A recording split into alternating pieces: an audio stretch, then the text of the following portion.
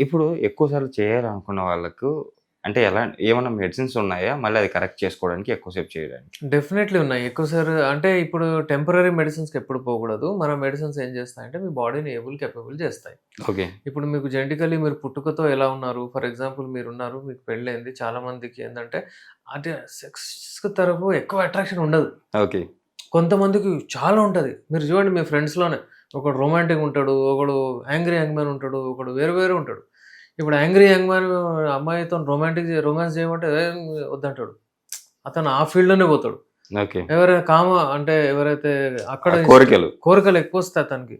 అతను రొమాంటిక్ అతను. ఓకే. అతను ఎక్కువ సార్లు కూడా చేస్తా అలాగే వేరే వేరే వివిధ రకాల జెనెటికల్లీ కూడా చాలామంది ఉంటారు.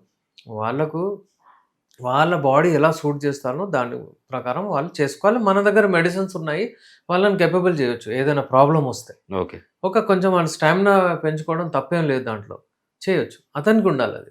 కోరికలున్నాయి నేను చేస్తానంటే ఓకే. ఎక్కువ చేస్తాను నాకు కావాలంటే డిజైర్ అది కావాలి వాళ్ళకు.